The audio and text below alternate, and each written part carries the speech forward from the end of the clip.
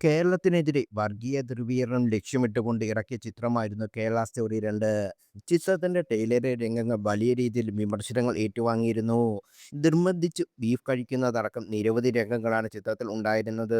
ഈ രംഗങ്ങൾ എല്ലാം തന്നെ വലിയ വിമർശനങ്ങളാണ് ഏറ്റുവാങ്ങിയത്. കേരളത്തെ അപകീർത്തിപ്പെടുത്തുന്ന തരത്തിലുള്ള വിവരങ്ങൾ ഉൾപ്പെടുത്തിയെന്ന പേരിൽ ചിത്രത്തിന്റെ അണിയറ പ്രവർത്തകർക്കെതിരെ വൻതോതിൽ പ്രതിഷേധം ഉയർന്നിരുന്നു. ഇപ്പോഴിതാ എന്തുകൊണ്ട് കേരള സ്റ്റോറിക്കെതിരെ പ്രതികരിച്ചില്ല എന്ന ചോദ്യത്തിന് ടൊവിനോ നൽകിയ മറുപടിയാണ് ശ്രദ്ധ നേടുന്നത്. 2023 പുറത്തിറങ്ങിയ ദ കേരള സ്റ്റോറി എന്ന സിനിമയ്ക്കെതിരെ മലയാളത്തിലെ ഒരു നടന്മാരും പ്രതികരിച്ചില്ല. കേരളത്തെക്കുറിച്ച് വളരെ തെറ്റായ ഒരു വിവരം നൽകിയ സിനിമയാണിത്. അടുത്തിടെ ആ സിനിമയുടെ രണ്ടാം ഭാഗവും പുറത്തിറങ്ങിയിരുന്നു. എന്തുകൊണ്ട് കേരള സ്റ്റോറി 2-നെതിരെ നിങ്ങൾ പ്രതികരിക്കാതെ ഇരുന്നു എന്നായിരുന്നു ടൊവിനോയ്ക്കെതിരെ ഉയർന്ന ചോദ്യം.